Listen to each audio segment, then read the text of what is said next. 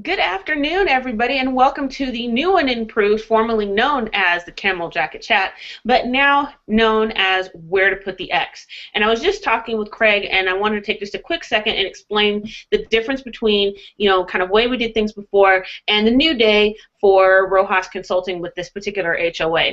And what we wanted to make sure that we're doing for people is not just giving them a list of tasks that they need to do to improve their businesses or their digital marketing, but we want to make sure that we're explaining the why. And we're explaining not just that you have to put an X, but we want to explain where to put the X and why we put the X there. So that, I think, is the true power in entrepreneurship. If all you do is execute a task list, then that you may have some success, but you're always dependent upon that. But if you can understand the why behind what you're doing, then you will become more and more powerful as an entrepreneur to not just replicate your business, but just to be successful. So we wanted to help entrepreneurs, businesses, big companies, everybody, be more successful. And so being able to know where to put the X is important, and that's probably what I think is one of the most powerful things that you can do. So that's where to put the X. Today we have our first guest under our new format, good friend of mine, Mr. Craig Calvert. And I will let Craig introduce himself, but we're going to be talking today about the neuroscience of marketing and marketing psychology, and just talk about that. We want to understand what's going on. It's become kind of a buzzy, buzzword type thing, and we want to make sure it's not a fad. So we want to understand what it is, how we can use it, why we should use it, where can we use it. We want all of that understanding, and so Craig is here to enlighten us. So Craig, how are you doing today? I am doing fantastic. I already love where this is going. I love the theme that you're putting into this already to get to the why behind things. You understand the why behind something, and it helps you avoid the fad aspects that are undoubtedly part of it. You start doing any, with Mindful 360, it's the company that I co-founded with Dr. Manny St. Victor, and we try to bring tangible applied things you can do with neuroscience that have a direct connection to improving marketing. I mean, when you're talking about blind spots, the hallmark of most small businesses out there is they have even smaller marketing departments, right? So I mean, we're dealing with a handful of individuals. We almost universally find that if you have a small number of individuals, there's going to be a huge marketing blind spot. And I don't mean this from a market that you don't know about, but there's going to be a blind spot in how you communicate and how you do your marketing that you could inadvertently be repelling far too many people. I mean, that's to me what neuromarketing is about, is getting more people to come into your channel. It's not just about dialing in to someone in particular. It's knowing how to not repel the customer. That's a really good point. And I know, and I learned some of that, I think, when I was doing, sales, because I learned very quickly that the way I saw the world wasn't the way everybody else saw it, particularly when I would go in to talk to a new potential client or customer, and I'd sit down and say, talk in one way, and they're just looking at me like I'm speaking another language. Well, one of the things that you really are speaking another language. One of the things that Dr. St. Victor and I find in all of our research and when we do assessments at companies is that words that you would think we all agree on, words like fair and logical, they don't mean the same thing to everyone. And this can lead to conflicts within companies. Sometimes neuromarketing is about how can you optimize the way your marketing team works together and improve that relationship. That can have a dramatic impact on marketing. It's not just about the content. It's about the flow inside your company, where the ideas come from, who gets a voice when, and who, because of what they bring to the table, needs to know when to shut up and step back and let someone else's expertise step forward. That's been identified by a process that you can trust. And you know, one of the things that I would say is most common, as a consultant, we often come in to companies and businesses when there's a problem. And you know, oftentimes they think the problem is marketing, and it's not. It's, you know, the problem is that they, you know, the owners are not on the same page, and you know, they're the leadership, whether it be owners or management or whatever, are not, like you said, dialed in and speaking the same language. Well, an interesting thing, which I won't dive too far down this rabbit hole, when you're talking about personality type and the theory itself and what's been validated with neuroscience, there are some basic things that you can show certain people that are going to be drawn to marketing. They tend to have intuition as one of their dominant functions. I mean, that's just something that tends to come with a marketing team. The administrative team, the executives, the C-suite, tends to be of what's known as the sensing persuasion.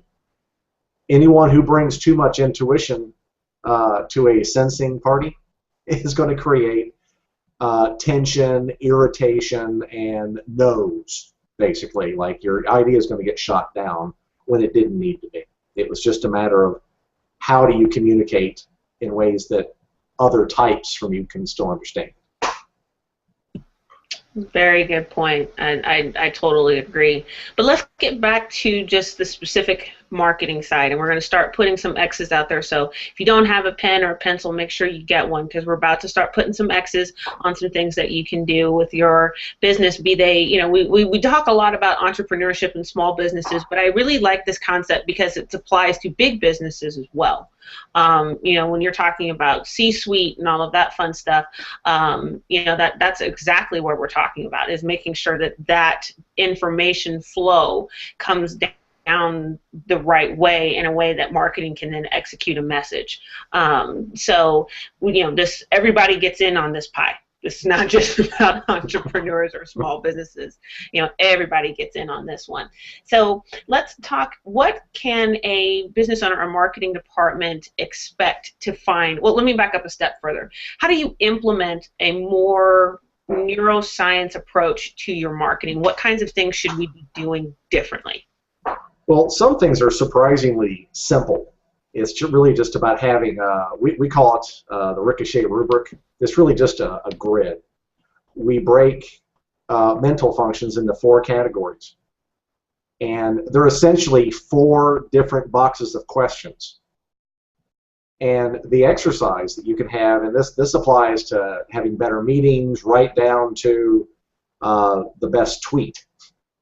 Okay, it really comes down to knowing who in your organization brings what to the table. You know, who's going to be best in the questions for box 1? Who's going to be the best for questions in box 2, box 3, and box 4? You just walk yourself through a process that introduces you to the entire brain while you're doing it. I mean, I can give an example. The first draft of a novel I wrote, a friend of mine, after reading it, said, you are aware that you forgot to put color anywhere. Like, there's no mention of any color anywhere in 100,000 words. Like, you totally skipped past it, and it hadn't occurred to me. I mean, there are things that we all have blind spots. So when you're talking about what can you do, is making sure that you slow down in some of your strategic decisions. I mean, if you're going to have a marketing campaign, that's something that deserves deliberation. So this isn't, you know, fluffy from that standpoint. When you have something that's important, you need to make sure that you walk through a list of criteria before you make your decision. I mean, that's really the first step that we try and teach companies, is how to slow down and methodically work through an entire problem that makes sure you're hitting on all of the perspectives, that you don't end up sending something out that has a gap in it that nobody in the room recognized. So it's kind of like proofreading or checking. It's exactly like that. When you get into the, I mean, you mentioned fads, and there are a goodly number out there. And there's a lot of areas where you're going to see neuromarketing where it doesn't belong. There's people that are speculating and extrapolating to an extraordinary level. But that's not to say that there isn't real neuroscience going on and that there haven't been real benefits. One of the examples that has come out in the last few years with functional MRI research is that you need to, if you're trying to decide, well, do we have a male or a female in this ad? Chances are you need a female. The research is quite clear. It actually causes everyone, regardless of gender or orientation, to have warm, fuzzy feelings when we see a woman in an ad. It's just that, like, you can see it in a functional MRI. And so it's just one of the things that neuroscience is starting to dial in marketing decisions. When do you start to use or not use the word free? Turns out that there's a time when to use it and there's a time not to use it.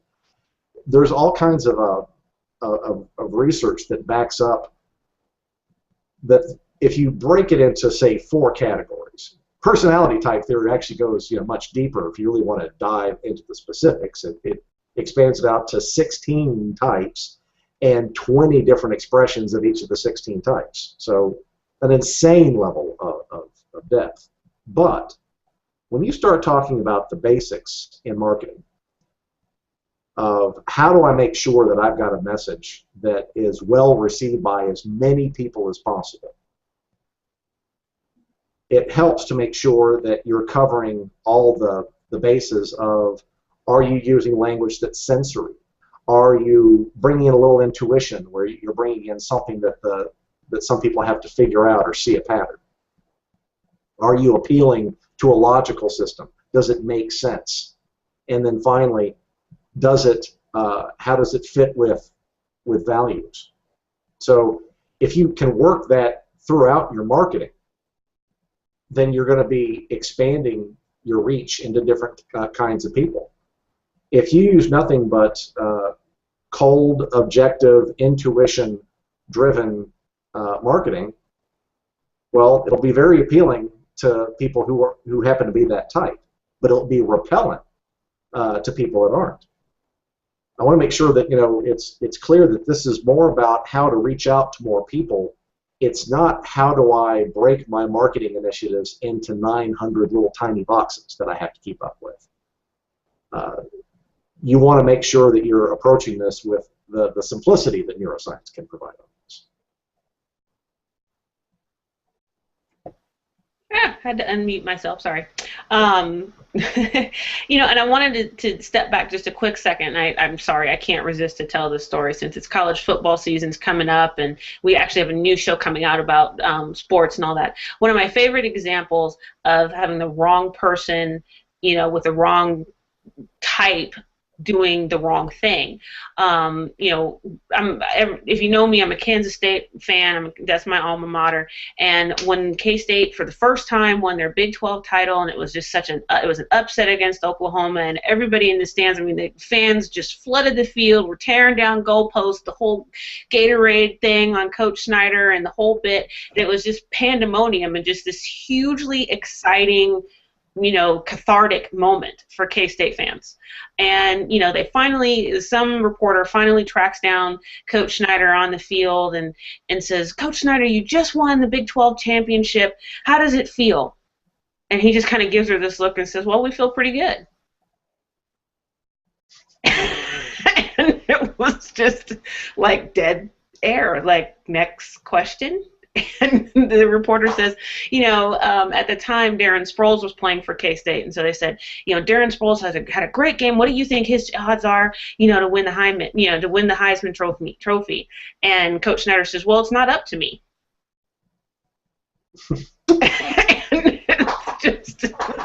And then they were like, and back to you, Jim. It was that is something that in my business we would call has a desperate need for cognitive closure. Likes to get right to the point as quickly as possible.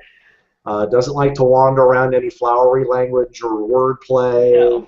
No. Innuendo or nuance. No.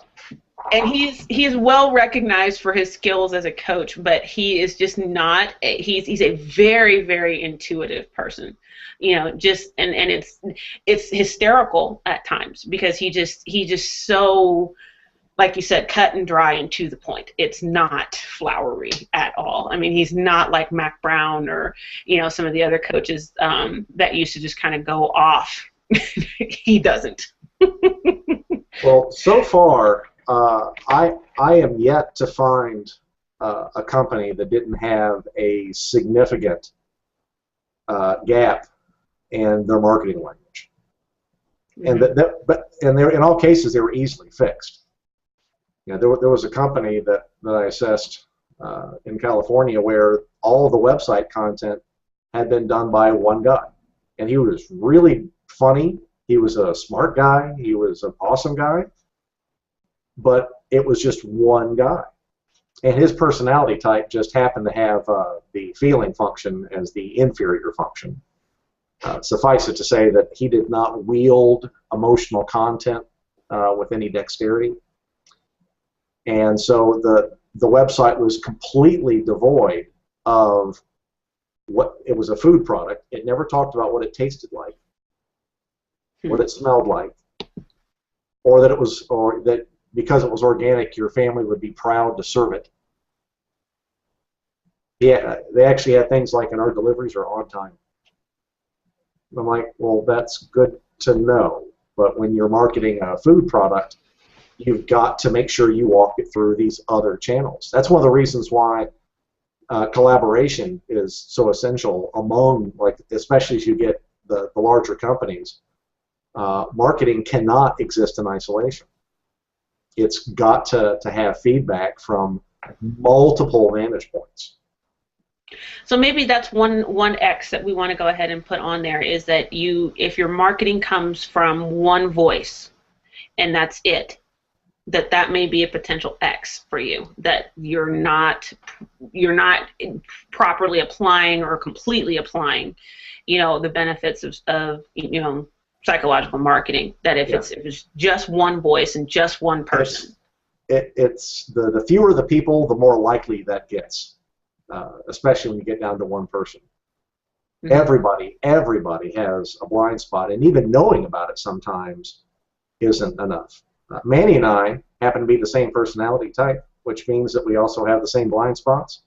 And we do this professionally, and we still have people, we seek feedback from other personality types in our content, and we get some valuable stuff still. It's like I'd forgotten to talk about it from that perspective.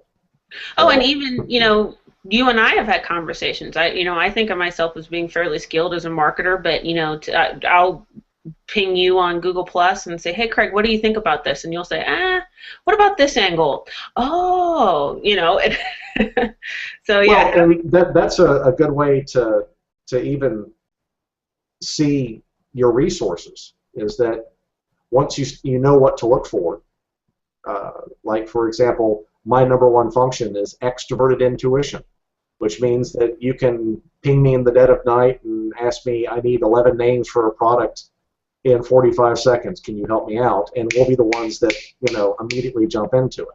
That's what our type does. Mm-hmm. But that also means that we're not wired for ground level detail work sometimes. Then we'll skip over certain details because we're so focused on an aerial view.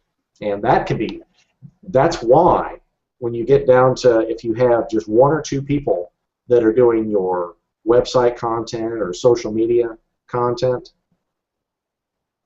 you would get a big benefit of bringing in additional sets of eyes to make sure it's not about having to give permission for something. You still want people to have autonomy in their jobs, but this is about getting feedback on how things are perceived. Is the intuitive leap that is obvious to the dominant intuition marketer, it may be too tenuous for someone that does not have intuition as their number one function. These are the ideas that they get out there and they flop entirely because it doesn't reach enough critical mass of understanding. Mm-hmm. Right. Well, and here's to give a few solutions to that X.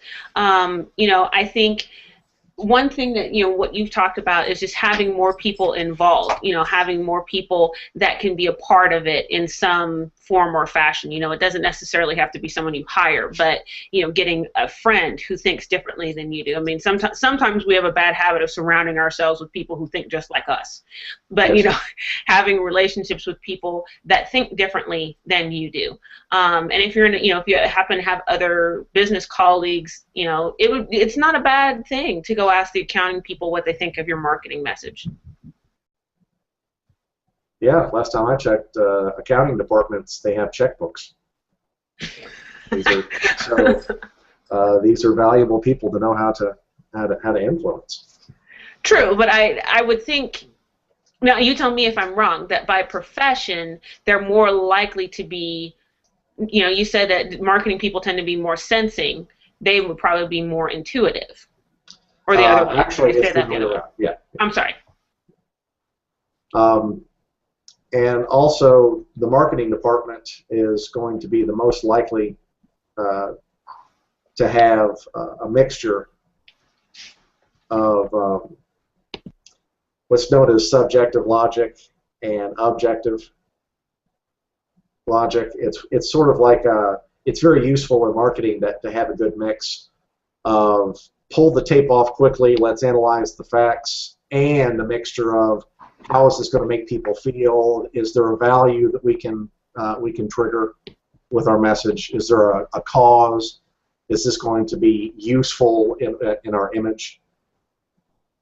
That's one of the things that a hardcore intuitive person needs these other types to know when they wandered off the ponderosa, as it were.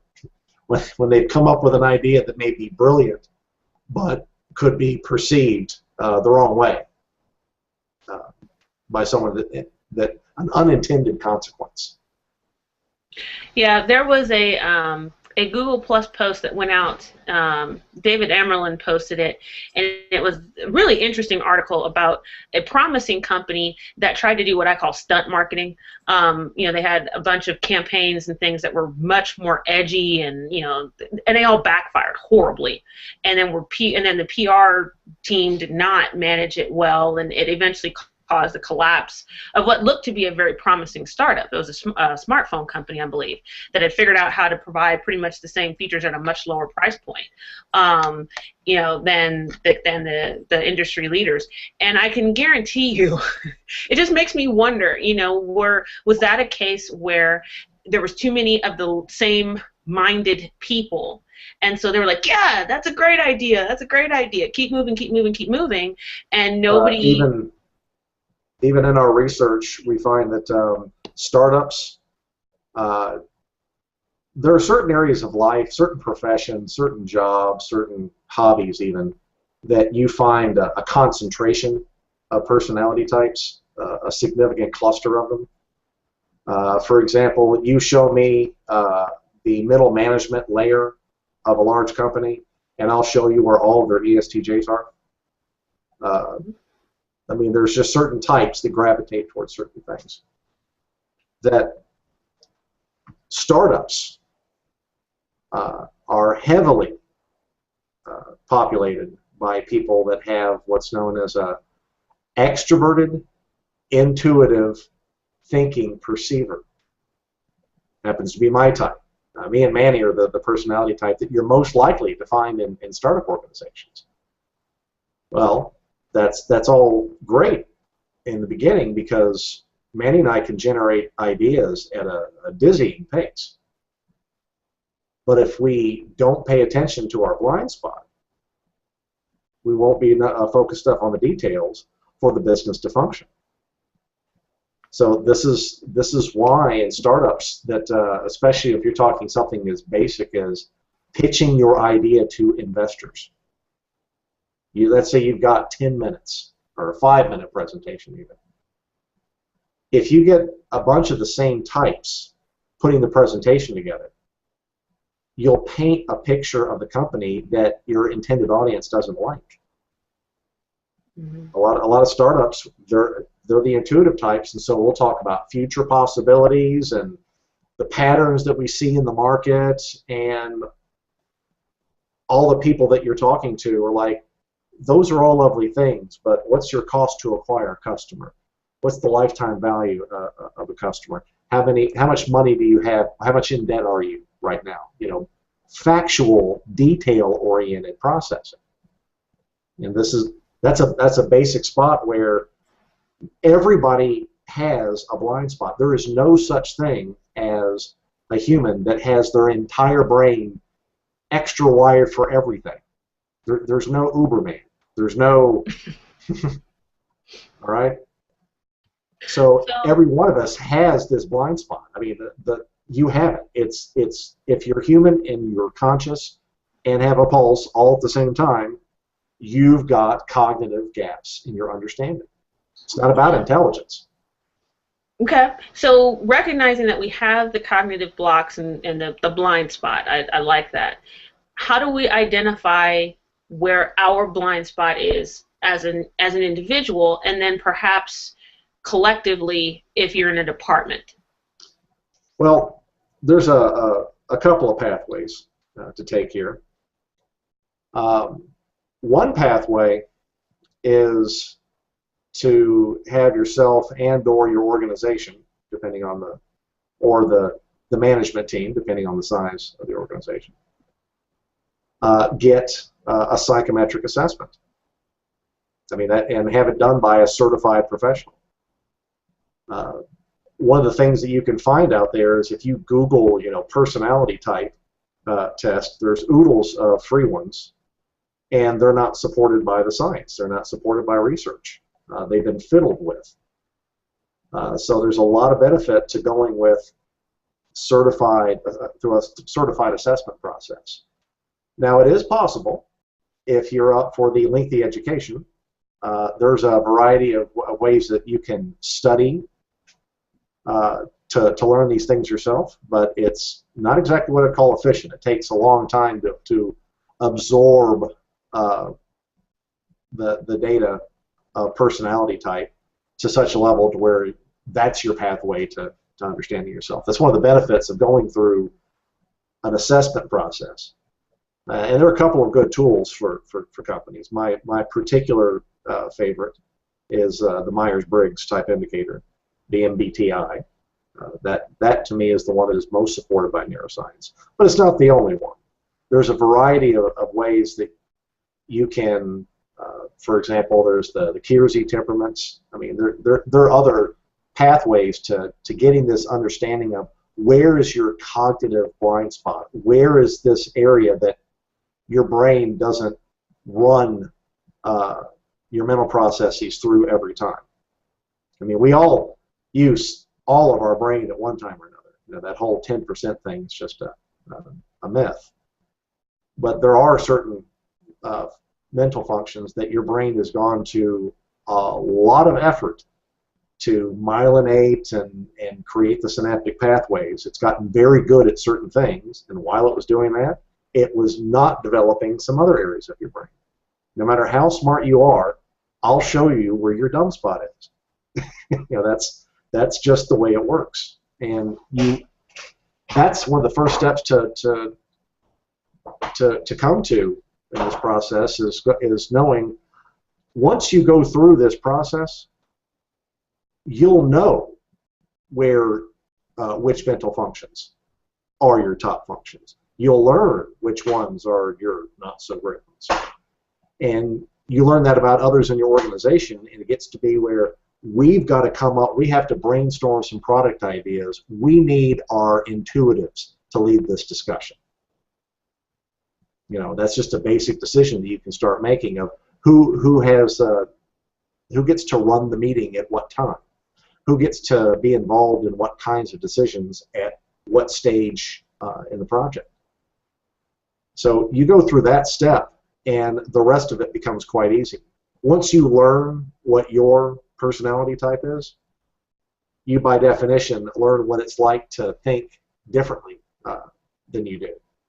So you'll know that if you are an ESTJ marketer, you've got to make sure to bring extra attention, to bring intuition and feeling to your marketing. Somebody else has a different challenge. I mean, Manny and I have to be reminded to include details. Sometimes we definitely get abstract. That's our Achilles heel, is that we can get quite abstract when we discuss certain things. Sure, sure. Okay, so now that we know kind of what we do and where our weaknesses may be, what's the next step? So then how do we design marketing that reflects it? Or, not just marketing, but even, business processes and teams, and, how do we go forward once we know this? Well, it can kind of permeate every decision-making process, whether it's marketing or any other type of decision in the company. It's where when you are making decisions of import, if you are doing something that is a big project, that's when you need to slow down the most and let everyone who's been identified as being a different type gets to lead the discussion at different stages. There's going to be some people that are going to apply the sensing filter to the problem. You're going to have another group that they stand up and they bring intuition and say, this is the pattern that we see. This is where we think things will go. You just walk through a checklist, and every time that I use it, it improves my own decision. It's not, you can't expect to run every single, like you wouldn't, it's not a checklist before you write every tweet. But it should be a checklist that you walk through for every major decision in the company. If you're going to talk about what's our brand, what's our next marketing initiative, what's our next big event, it's useful to get people that have these different cognitive skills to sort of fill in those cognitive gaps that you're going to have. I mean, again, it gets back to the size of your marketing team. They tend to not be very large, even in the largest companies. Marketing teams, the ones who are actually making the decisions on branding and messaging, tends to be a very small group. Yeah, I would have to agree. I mean, and it's increasingly so in current economic situations. And I don't want to go off on that. That's a big divergent path, but increasingly companies want to spend money that directly makes money, and marketing is kind of one of those intangible things. Is kind of like, yeah, but I'm having a hard time putting a real ROI on it. So 2 people, there you go, and we'll put 8 people over here in sales because they're the ones that actually close deals, and I can count that. There's actually an interesting way of looking at having your team assessed, because if you have 4 people in a department, you may not need to add a 5th. In some ways, you can get more out of your employees when they have this roadmap to navigate the unfamiliar cognitive areas. If everybody knows, if I write a product sheet, I've got to make sure that these 4 things are addressed in every single one of them. I may have freedom on the words that I use to convey that, but just having the checklist of going, did I remember to capture this concept? Did I remember to capture number 2, number 3, and number 4? Those are ways that it's cheaper to assess an employee and teach him or her how to access that side than it is to hire an additional employee with a different type. That's a good point. And I think, obviously learning, once you know yourself, then learning how to adapt your own systems so that you can do that. Like I'm an ESTJ, so I like tasks. I like having a list of things. I like do this, do that, do that, do that, do that. And I like that. I find it's comforting. It lowers my anxiety level, even when I'm doing marketing things, to have a checklist. But what I've had to add to my checklist since I've learned more about my personality type are things like, have I added pictures to my blogs? Checklists that now include more warm, fuzzy feeling things, and are not just graphs and charts and analytical type things. I hope I wasn't quite that bad, but and making sure it's so now my checklist, because I do feed the ESTJ side of me, but I feed it in a way that balances it so that I do get more of the sides that I'm not naturally prone to address. It's not a realistic expectation when you discover your areas of weakness. Mm-hmm. They're an area of weakness for a reason. Like there's even a physiological reason that it's an area of weakness. Like the brain did not decide to concentrate synaptic connections and create pathways for that kind of processing, which means that you're never going to be awesome at it. Whatever you're awesome at is always going to be your number one function. Nothing else is going to take over. If you're right-handed, you can learn to do things with your left hand. You might even be able to get to where you write somewhat legibly with it, but it's never going to have that automatic and high precision response of your dominant hand. But who wants to walk around where they're only processing and running things through half the available channels? Because that's what most people do. I mean, if you want to, that's what everyone does, unless they bring a mindfulness process to this, is that they're only going to address half of the mental functions while making decisions. Good. Okay. Just to segue for a brief second, we'll break away. We're just past halfway, about a little less than 20 minutes left in the show, and there's a few people in our audience that we just wanted to say hello to. PV Ariel is out there. Hello, sir. And obviously our good friend, Dr. Manny St. Victor. Hi, Manny. Having a great time with Craig. We have Pure Romance by Tanya is out there. Kevin Burns, Donald Brandt. Clarissa Silva here is in the audience. So Cheryl Deuce, hello, honey. So we're having a great time here talking with Craig and looking at this. And I do apologize, but it's not my fault. Google is having issues with Comment Tracker today, so we're not able to pull in comments from the audience. But go ahead and post them. We are looking at them. We do see them, and are trying to make sure that we hit those up. And it looks like Dr. Manny is out there wrangling comments very well. So you can hire him to do that any day. So we appreciate everybody following along, and you are about halfway, a little more than halfway through the new and improved Where to Put the X HOA on Google+.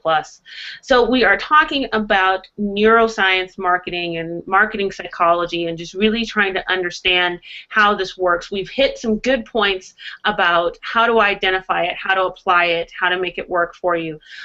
So kind of one area that I want to move into now is more of the why behind this.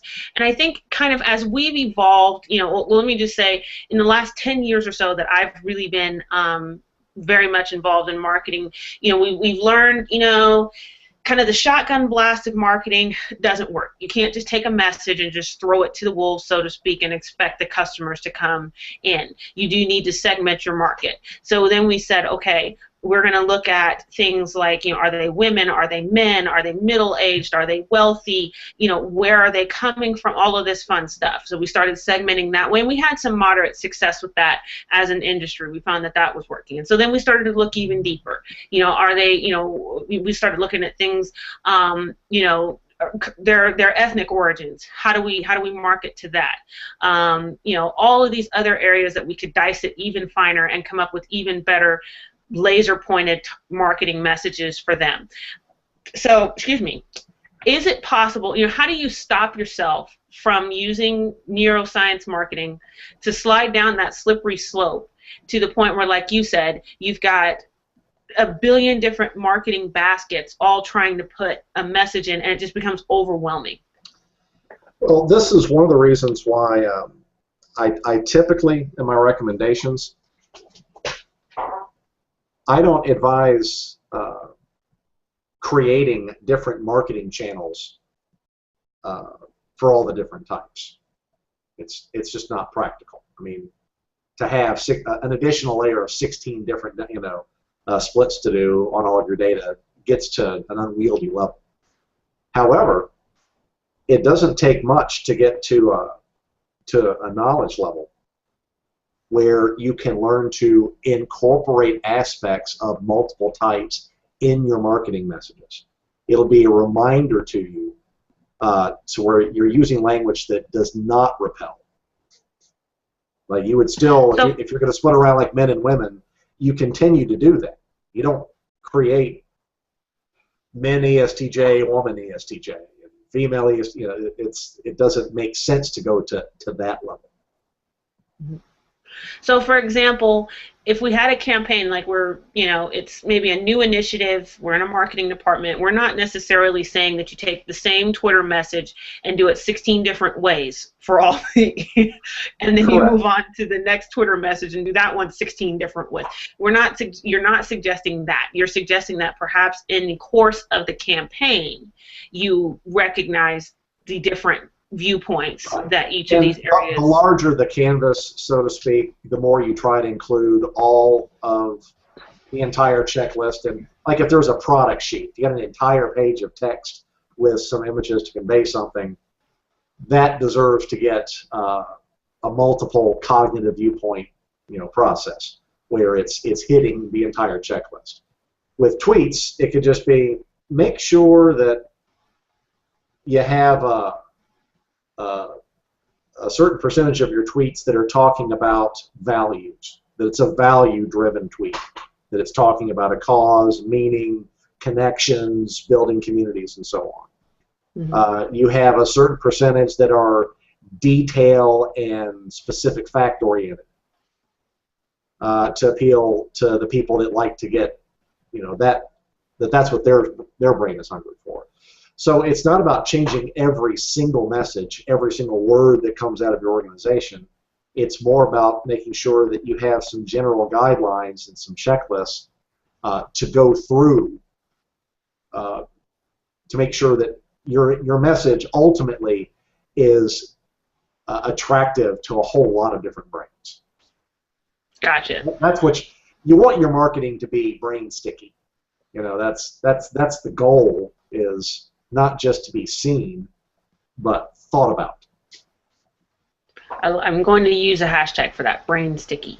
So that's good. So what I hear you saying, and what I'm thinking, in terms of application for all of this, how, for example, if you were, say, a politician, you know what I mean, and you need a lot of different people to vote for you, or to somehow get behind your message in some kind of a way, in a actionable way. They have to take a step to validate you, and you're creating marketing messages for that. What you're suggesting then is that you just make it a point to discuss all these different types of angles. So you're talking about schools to people who are maybe more intuitive. So you want to talk about things like graduation rates and test scores and all that fun stuff. And then maybe we're talking to more feeling people, and we want to talk about the longevity of the teachers and the classroom experience. And is that what you're saying? Yeah, and there's a variety of different ways that some companies, because of the products that they have, may be already attracting a certain cluster of personality types. Absolutely. I mean, like if you're a company that makes surfboards, I can make some serious predictions. You're going to have a lot of people with extroverted sensing in your customer base. Make parachutes.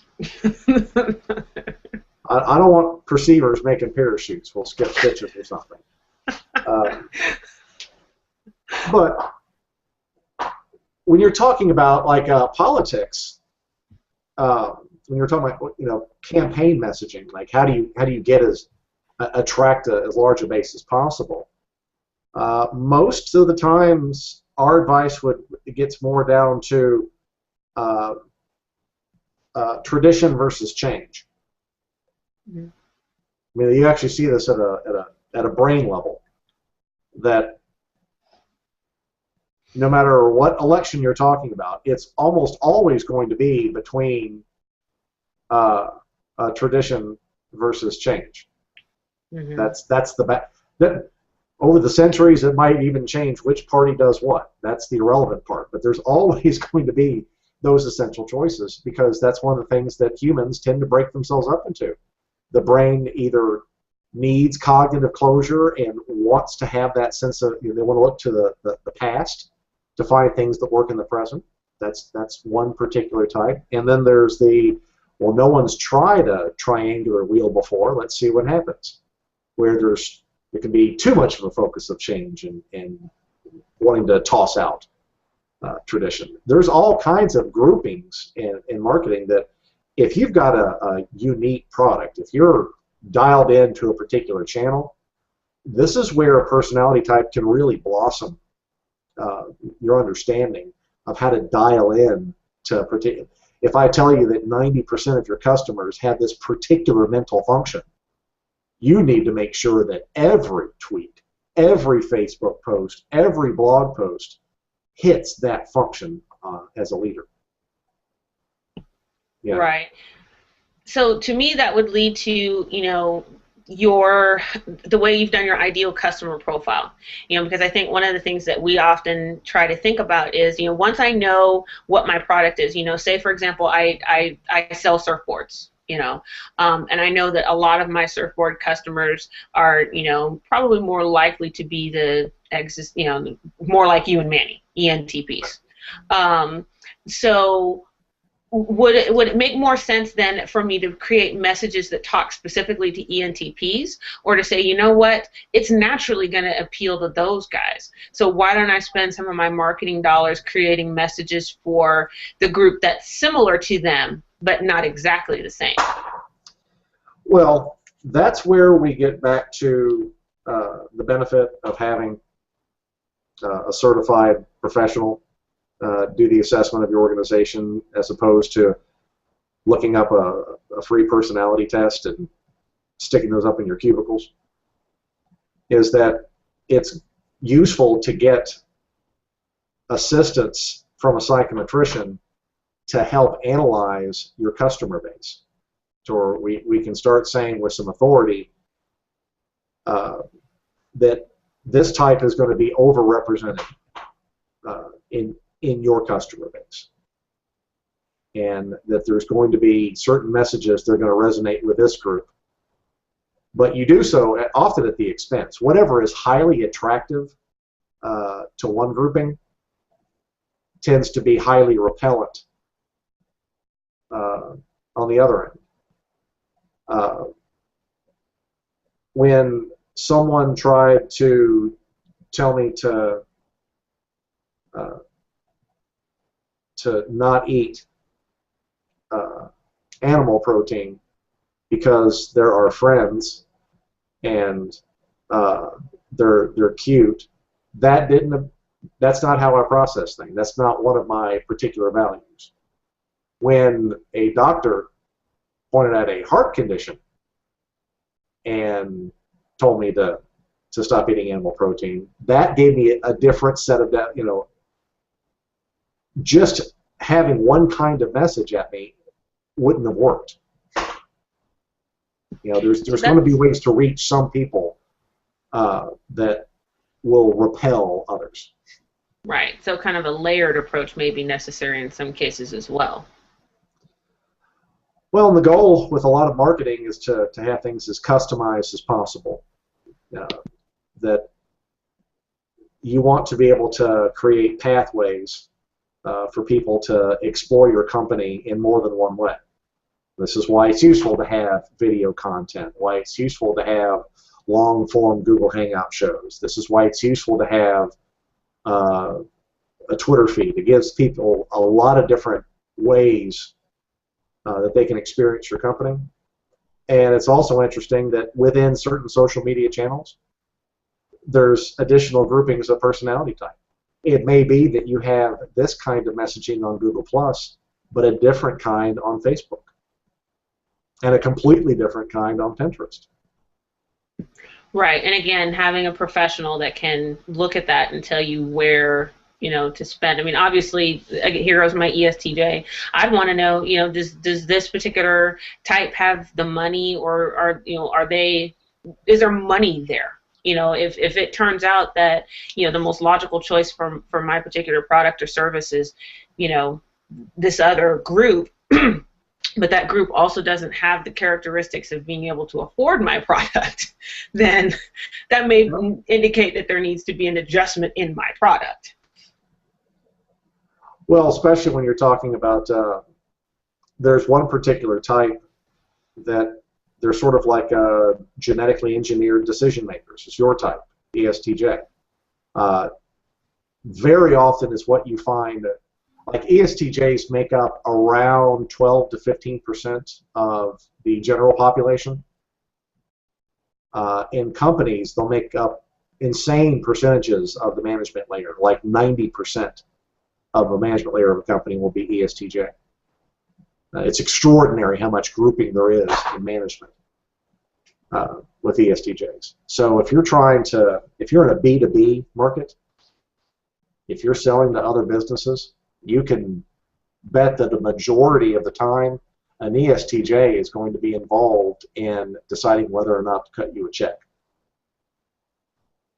So it would behoove you to understand that particular type, to make sure that you do not use any language that repels an ESTJ.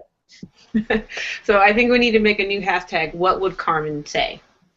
So I am an ESTJ. So when you're creating your marketing message or your pitch or your presentation, whatever, ask yourself, what would Carmen say? Would this work for her? And if you want... an early business card back in the day.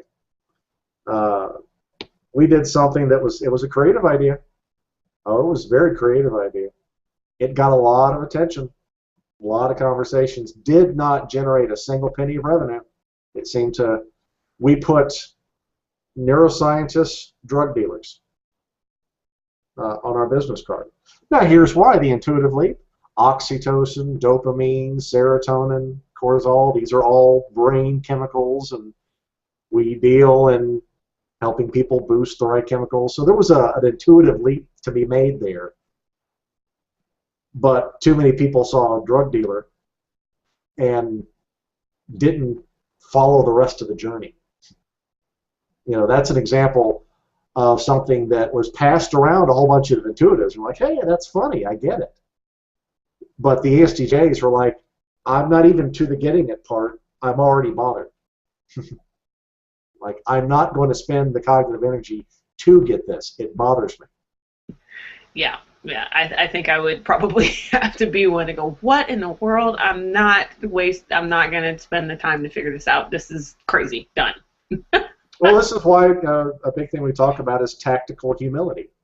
It's when you have this awareness in your business, it's when you know when you need the advice of others. It's not just you probably need the advice of others. It's like there's very specific advice that each of us needs from. This is one of the reasons why humans are social creatures. Mm. We build groups because in isolation, we're not that great. Yeah. Well, we're down to just a little less than 10 minutes, so I wanted to just give you one last wrap-up type of a question. We've put out there a lot of X's out there on the psychological marketing and neuroscience marketing. So is there anything that we haven't covered that you think people need to know if they're going to be able to adapt and apply this to their business? Well, as I said before, one of the first steps is getting your assessment in the first place. Without self-awareness, there's just not going to be a lot of self-improvement if the business is not aware of the resources that it has. And this is a resource just like anything else. You have a skills that are in your available resources. This is just adding another layer of how do you view the assets of your company. The kinds of brains that you have in your organization is an asset. If you know how to use each one better, that's going to be better for your company. So that one step of getting a professional assessment is essential. There are some questions that seem to be igniting over here on my left. Yeah, I saw that. Do you or have you considered doing like a kind of matchmaking business? Yes, as a matter of fact, we have discussed this. But here's what it turns out. Here's the short answer: that any type can have an awesome relationship with any other type, as long as that each of them are aware of the strengths and weaknesses of each other.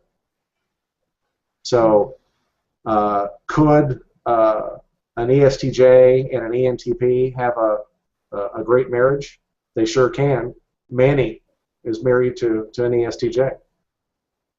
Mm-hmm. So, I mean, on paper it would look like, oh, you put those two types together, oil and water. But no, any type can do just about any kind of job.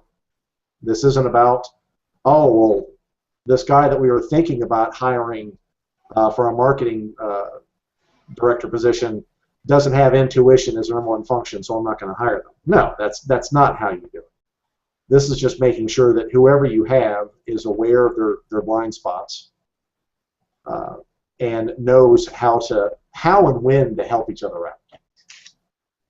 Good points. Very, very good points.